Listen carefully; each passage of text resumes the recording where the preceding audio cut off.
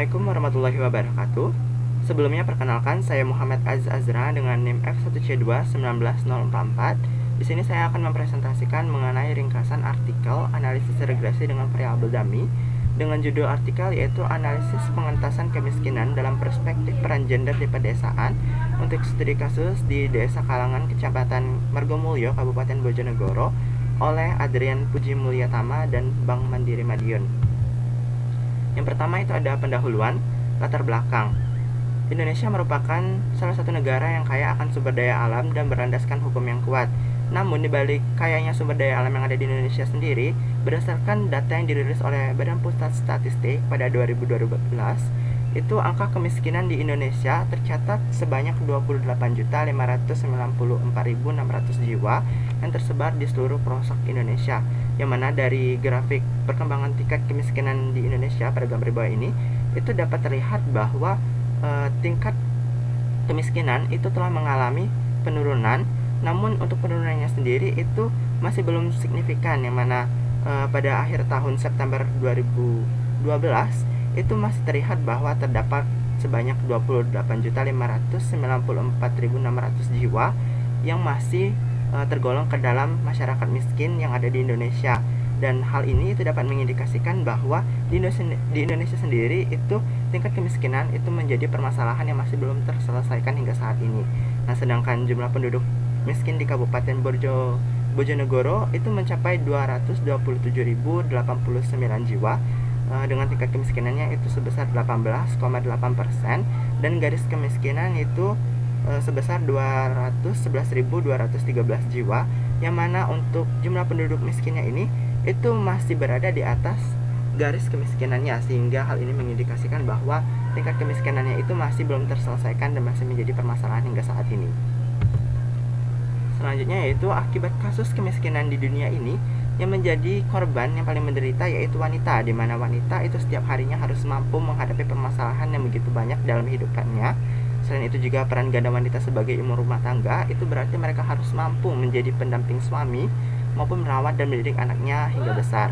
Dan tidak hanya itu pula, untuk memenuhi kebutuhan hidup dan juga kelangsungan diri, baik itu bagi dirinya sendiri ataupun keluarga, pihak wanita sering pula bekerja pada beberapa sektor seperti sektor informal, pertanian, buruh tani, perdagangan, jasa, dan buruh pabrik. Dan dari hal tersebut pula dapat terlihat bahwa potensi yang dimiliki oleh wanita untuk menopang ekonomi keluarga itu memang cukuplah tinggi. Namun demikian, itu wanita tidak serta-merta menunjukkan diri mereka atau mengklaim bahwa diri mereka itu menjadi penyangga utama dari ekonomi keluarga. Selanjutnya yaitu tujuan dari penelitian ini. Yang pertama yaitu untuk mengetahui karakteristik rumah tangga miskin di kalangan Kabupaten Desa Margomulyo, Kabupaten Bojonegoro. Yang kedua yaitu untuk mengetahui pengaruh peran usia, pendidikan, dan jenis kelamin terhadap pendapatan keluarga. Yang ketiga untuk menentukan apakah ada perbedaan yang signifikan dalam pendapatan serta setelah peran gender dalam rumah tangga miskin. Selanjutnya itu ada metode penelitian, yang mana pada penelitian ini itu termasuk ke dalam jenis penelitian analisis deskriptif kuantitatif. Untuk lokasi yang dipilih yaitu Desa Kalangan, Kecamatan Margomulyo, Kabupaten Bojonegoro, dengan teknik pengumpulan datanya yaitu metode wawancara yang dilakukan terhadap 53 responden, dan juga data yang digunakan yaitu data primer yang diperoleh secara langsung. Untuk jenis data yaitu data cross section atau data tampang lintang yang diperoleh itu dari sumber datanya data observasi dari lapangan. Untuk teknik analisis datanya itu di sini ada dua. Yang pertama itu analisis regresi linear berganda yang akan digunakan pada data cross section, yang mana di sini akan mencari pengaruh dari faktor yang ada itu apakah signifikan atau tidak terhadap variabel dependennya. Yang kedua yaitu uji beda pendapatan rata-rata yang akan digunakan untuk mengetahui apakah terdapat perbedaan pendapatan rata-rata antara keluarga yang menerapkan pengaruh gender dan tidak menerapkan pengaruh gender. Selanjutnya itu ada analisis regresi linear berganda, yang mana pada metode analisis regresi linear berganda dengan variabel dummy-nya ini itu diperoleh model persamaan sama dengan Y sama dengan beta 0 ditambah beta 1D1 ditambah beta 2D2 ditambah beta 3D3 ditambah alpha, di mana untuk terangannya yaitu Y merupakan variabel dependent yang menyatakan pendapatan rumah tangga, A merupakan konstanta, beta 1, beta 2, dan beta 3 merupakan koefisien regresi dari masing-masing variabelnya. Dan untuk variabelnya itu terdapat 3 variabel dummy, merupakan variabel independen. Untuk D1 sama dengan model pendidikan kepala rumah tangga. Untuk D2 atau variabel dummy 2 yaitu merupakan model usia kepala rumah tangga, dan D3 merupakan model peran gender. Nah, untuk variabel D1 itu dia jika bernilai 0 maka tidak tamat SD, bernilai 1 jika tamat SD, bernilai 2 jika tamat SMP, dan bernilai 3 jika tamat SMA. Untuk variabel D2 yaitu model usia kepala keluarga itu D2 nya bernilai 0 jika tidak usia produktif, dan bernilai 1 jika usia produktif. Untuk D3 nya sendiri itu merupakan model peran gender, yang mana bernilai 0 jika tidak ada wanita yang bekerja, dan bernilai 1 jika ada wanita yang bekerja. Selanjutnya yaitu hasil dan pembahasan. Yang pertama itu ada karakteristik rumah tangga miskin.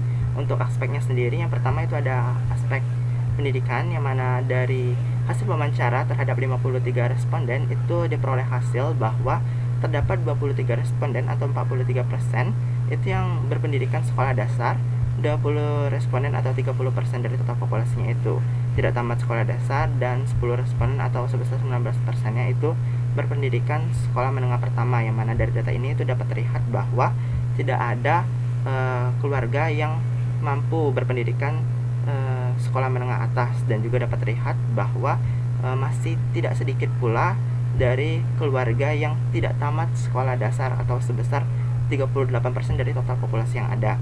Selanjutnya itu dari aspek jumlah tanggungan keluarga, yang mana pada tabel ini itu dapat terlihat bahwa pada jumlah tanggungan keluarga yang paling banyak itu pada jumlah 4 orang tanggungan sebesar 19 responden atau sebesar 36% dari total populasi yang ada, dan juga untuk yang terkecil yaitu pada jumlah tanggungan 1 orang itu sebanyak 3 responden yang menjawabnya, dan atau sebesar 6% dari total populasinya. Dan untuk jumlah tanggungan keluarga ini itu semakin besar jumlah tanggungan keluarga yang ada, maka semakin besar pula pengeluaran yang harus dikeluarkan untuk memenuhi kebutuhan pokok yang ada pada keluarga tersebut. Selanjutnya dari kondisi ekonomi. Dari segi pendapatan, itu untuk pendapatan dari hasil bekerja sebagai buruh tani untuk kepala keluarga itu sebesar 20.000 hingga 30.000 per harinya. Sedangkan untuk wanita atau istri yang bekerja itu sebesar 20.000 hingga 25.000 per harinya. Dan dari hal ini itu dapat terlihat bahwa pendapatan dari kepala keluarga tersebut atau wanita tersebut masih belum cukup layak, karena masih tergolong cukup rendah. Ditambah lagi mereka harus memenuhi kebutuhan sekolah anak-anaknya. Selain daripada itu juga untuk pendapatan diperoleh ini itu tidak serta-merta setiap harinya sama, atau dapat berubah-ubah dari hari ke harinya, bisa lebih besar ataupun bisa lebih kecil. Dan selanjutnya itu ada status rumah, di mana status rumah ini itu merupakan indikator dari kemapanan ekonomi suatu rumah tangga, yang mana dari kepemilikan rumah ini sendiri itu dapat diketahui bagaimana tingkat ekonomi dari rumah tangga tersebut. Nah, dari 53 responden itu terdapat 75% atau 40 kepala keluarga yang status rumahnya ini masih memiliki orang tuanya atau masih belum memiliki rumahnya sendiri, dan 25% lainnya itu sudah memiliki rumah tinggal sendiri. Dan dari hal ini itu dapat terlihat bahwa tingkat kemapanan ekonomi itu masih rendah karena kepala keluarga yang memiliki rumah sendiri itu. Selanjutnya itu hasil analisis regresi linear bergana dengan variabel dummy, di mana dari hasil estimasi itu diperoleh persamaan regresi sebagai berikut, yaitu Y sama dengan 23.920,784 ditambah 766,849 D1 ditambah 4.663,832 D2 ditambah 24.629,230 D3 dengan R² sama dengan 0,968, atau hal ini berarti bahwa 96,8% model itu mampu menjelaskan data yang ada, dan sisanya itu dijelaskan oleh variabel penjelas lainnya. Dan juga diperoleh di sini F hitungnya sebesar 487,016, dan dari model ini dapat diinterpretasikan bahwa pendapatan rumah tangga perharinya itu sebesar Rp23.920,784. Dan untuk variabel dummy 1 yaitu tingkat pendidikan, jika variabel D1-nya ini bernilai 1, 2, dan 3, maka akan menambah pendapatan rumah tangga sebesar Rp766,849, dan jika tidak bernilai 0 atau tidak berpengaruh terhadap pendapatan keluarga tersebut. Dan untuk variabel D2 yaitu usia, artinya jika usianya ini bernilai 1, atau produktif, maka akan menambah pendapatan rumah tangga sebesar Rp4.663.832. Sedangkan untuk yang bernilai 0 atau tidak produktif itu tidak berpengaruh terhadap pendapatan rumah tangga. Dan untuk variabel boneka atau dummy 3 atau D3 itu peran gender. Jika peran gendernya ini bernilai 1, maka akan menambah pendapatan rumah tangga sebesar Rp24.629.230. Sedangkan jika bernilai 0, maka tidak ada pengaruh terhadap pendapatan rumah tangga tersebut. Selanjutnya itu hasil uji beda rata-rata, di mana dari hasil uji beda rata-rata ini menunjukkan hasil sebesar 31,929 dan juga diperoleh hasil terhitung dari hasil regresinya yaitu sebesar 31,929, yang mana hal ini lebih besar daripada T-tabel sebesar 2,06, sehingga diambil keputusan bahwa H0-nya ditolak dan diterima HK, yang berarti bahwa terdapat perbedaan pendapatan rata-rata antara keluarga yang ada peran gender dan tidak ada peran gendernya. Nah, dari artikel ini pula dapat disimpulkan bahwa karakteristik sosial ekonomi rumah tangga miskin di Desa Kalangan, Kecamatan Margomulyo, Kabupaten Bojonegoro itu rata-rata hanya mengenyam pendidikan sampai tingkat sekolah dasar, dengan jenis pekerjaannya itu 100% buruh tani bagi seluruh keluarga yang ada atau rumah tangga yang ada, baik itu kepala keluarga ataupun wanita dan istri yang bekerja.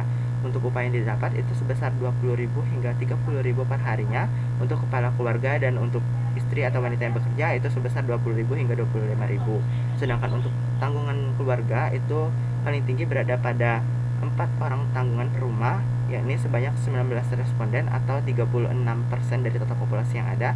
Dan pendidikan itu secara statistik tidak memiliki pengaruh signifikan terhadap pendapatan rumah tangga, sedangkan usia dan gender itu berpengaruh signifikan terhadap pendapatan rumah tangga miskin. Dan terakhir yaitu berdasarkan hasil uji perbedaan rata-rata, itu terdapat perbedaan pendapatan antara keluarga yang ada peran gender dan tidak ada peran gender di dalam rumah tangga tersebut. Baiklah, mungkin cukup sekian presentasi yang dapat saya sampaikan. Saya akhiri, wabillahi taufiq wal hidayah. Wassalamualaikum warahmatullahi wabarakatuh.